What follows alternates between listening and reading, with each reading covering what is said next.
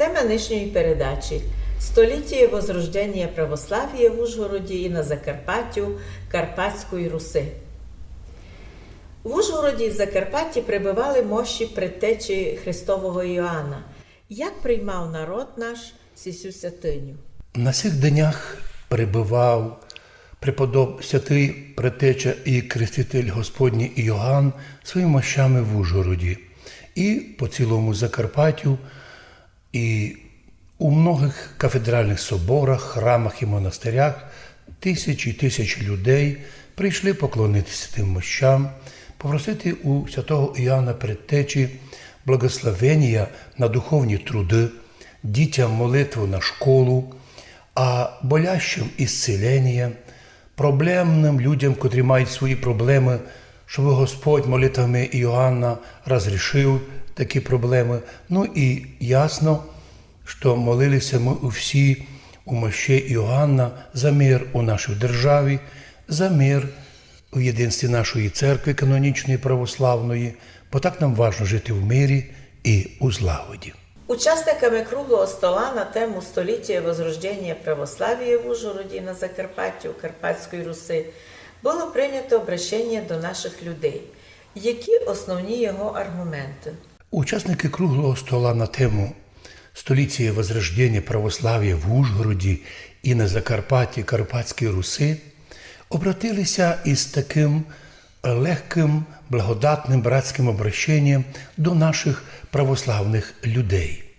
Удивительно, що це обращення якби віє теплотою благодаті, радості духовної, що ми в центрі Європи, в древні Карпатські Русини, обладаємо 1150-літньою православною вірою і таким же сроком письменністю. Мало які народи в Європі мали тоді письменність свою і перевод священного писання. А наш слав'яно-руський язик, котрий став матрицею церковно-слав'янського, так і оказався у тому центрі, коли Кирил і Мефодій перевели священне писання, і ми з того часу отримали православ'я на землях подкарпатських. Но потім пішла історія, потім пішла Австро-Венгрія, потім гонення, напасті, а потім прийшов час, коли у 1921 році наші люди великим православним собранням в Ізі, Ізянським собором, його називають дослідники, восстановили після падіння католицької Австро-Венгрії, восстановили Карпато-Руську православну церкву Восточну, яка була також реєстрована, такою була прийнята у Чехословацькій державі, такою була прийнята і Сербською православною церквою, яка послала нам свого першого єпископа Досифея для упорядочення духовного життя. Іменно в чому говорили учасники круглого стола. Якщо б Прага не вмішалася у духовне життя русинов, якщо б лично Масарик не говорив про те, що не треба дати русинам свободно вертатися в православ'я, якщо б спеціальні служби Праги не провокували конфлікти і розділення між русинами, то вже в ті 20-ті роки ми мали можливість, восстановивши Карпаторуську православну церкву Восточну, яку би сперва возглавив єпископ Досифей, а потім, ізбравши з русинов єпископів, можна було создати синод, і була б національна Карпаторуська церква Восточна. Ну, а возглавляв би її уже не простий єпископ, а з титулом блаженніший. Но потім не вдалося, і грозилися розколи, і преподобний Алексій, ісповідник нині Карпаторуської, видя опасність розкола, отказався від вибору на єпископську кафедру і тим самим сохранив єдинство церкви, но під омофором патріарха сербського. А от коли ми вже вийшли в состав Руської церкви, то такий омофор прийняв на себе патріарх Руський, а з 91-го року предстоятель Української православної церкви блаженніший Онуфрій. І так учасники стола дають таке обращення. Дорогі браті і сестри, жителі Закарпаття, історичної Карпатської Руси, поздравляємо всіх вас, наших православних людей, із 30-літтям державності незалежної України і со століттям Всеправославного Ізянського собора от 19 августа 21 года.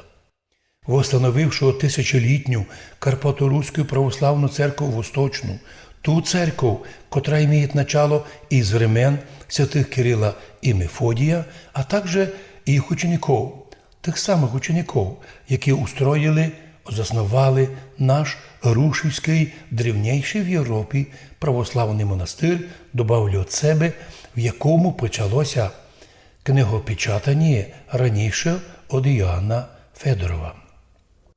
Знання нашої подлинної історії – залог того, що наш народ не буде подвержений утраті історичної пам'яті і угрозі асиміляції між чужими народами. Благодаря Кирило-Мефодіївському восточному християнству і церковно-слав'янському язикові жителі Карпатської Руси, нині Закарпаття, сохранили своє духовно-національне лице як русини, хоч зато добавлю от себе всегда биті і при Австро-Мадярщині, і при Совєтському Союзі, і нині. Сохранили історичну пам'ять, сохранивши таке компактне розселення на своїй звичній землі під Карпатами. Цей столітній юбілей важний нам людям і днеска, коли неправославні опоненти наші додівають нас, як вище тисячолітньо православних, що якби наше православ'я, якщо московської, привезеної на совєтсько-українських комуністичних танках у 45-му році. Учитує всього 76-ліття прибиття совєтсько-українських танків і століття возрождення в Закарпатті Карпато-Руської православної церкви Восточної, а також всього лиш 30-ліття державності незалежної України, офіціально такі і подобні аргументи отвергаємо. Ми православні і здавна. Вместе з тим, будучи 91-го року гражданами України і християнами Української православної церкви канонічної, призиваємо держати в єдинстві з Святою Церквою, молитися у мирі в єдинстві нашої общої любимої держави. Отці-основателі Всеправославного Ізянського собора, котрі возродили в Закарпатті Карпато-Руську православну церкву Восточну, як і весь собор Карпато-Руських святих, прославлених іменно уже в Українській православній церкві, найстануть для нас тим безпримерним подвигом, котрий во всі времена і нині воодушевляє наших людей держатися канонічного православ'я, сохраняє в ньому все духовно-національне багатство нашого древнього народа под Карпатами. Желаем нашим людям мира, здравия, благоденствия, любви до храму і молитви, до церковних наших древніх русинських напівів, к церковно-слав'янському наслідію, з желанням все це нетлінне багатство передати і своїм потомкам. От імені учасників круглого стола протерет Дмитрий Сидор, руководитель Інституту історії і філології в Ужгороді. Талергов – невосполнима утрата для народа русинов Лемку. Чому європейська общественність до сих пор прикриває злочини Австрії проти народа русинов? Концентраційний лагер смерті Талергов дійсно, як ви кажете, невосполнима утрата для народу русинов Лемков, а також для всіх русинов, у якому лучшу часть народа, там і православні були, і уніяти, згноїли австрійці-католики, фанати у своєму концлагерю смерти. То правда, що помагала Росія тоді русинам і в Америці, і в Європі, но їх помощь не могла бути основанням для такого убийственного уничтожения еліти русинського народу у формі, прямо етнічної чистки. Наприклад, Галичина і, до сих пор не змогла вернутися к істокам своєї галицької древності і превалює там донині ото новоавстрійське, що придумали австрійці. Однако, як пишуть дослідники, для молодих, так і для старих лемків русинов слово «проталергов» до сих пор визиває горькое чувство обіди. Це названня концентраційного лагеря, котрий більше не существує в фізичному смислі, но стався у тілі народа як неізлечима рана. Це місто, де нечислимо є число величайших русинських мислителів і активістів русинського народу умерло від болезней, демонстративних казней, закопували людей у глину в ями, від голода, переохлаждення. А щоб ще додати оскорблення к травмі для тих русинов, пишуть дослідники, то коли люди вижили, оті позирають, як позорні для Австрії события, котрі розворачувалися внутрі лагеря, в конечному счету були забиті і прикриті, преступно скриті. Тепер там лише аеропорт на тій землі. Я був на тому місці, уже постійно ходимо там на молитву. І так больно, що на тому місці, де кров, кости, боль, мучення, просто воєнні самоліти. Лагерь для інтернірованих талергов був відкритий у 14 році, у началі Першої мирової війни, і созданий був, як казали офіційно, із метою заключення в тюрму тих, хто всього лиш буде симпатизувати Російській імперії.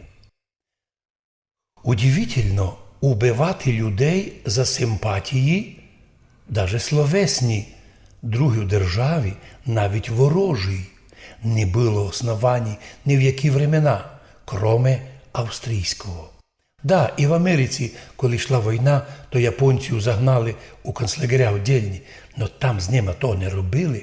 Многі дослідники нині і завтра, і нам полюбилося, що американський русин Старик Поллок написав про це статті. Він так і пише, що в той час, як другі можуть забити про те, що произошло у сірокові роки у лагері на Україні Граца, наш русинський народ усе буде помнити. Це була часть народу русинов, состояща не із предателів і повстанців, а із мирних фермерів і священників, котрі подвергалися репресіям і мученням від рук жорстокої імперіалістичної власти Австрії. То, що було утрачено там, уже ніколи не може бути по-настоящому восполено і восстановлено. Для народу русинов от 5 літ маємо вже учити наших дітей цим событіям, аби ніколи наші русини, наші маленькі, не забили ото зло, яке зробила славна, європейська, нібито демократична Австрія, котра й нині з позором криється, прячеться, робить від, що ніч не було, і так і не хоче признати, хоча б сама признати за собою зло, як геноцид русинського народу. Вічна пам'ять всім нашим мученикам-русинам за віру і за стойкость в ісповіданні своєї національності русин.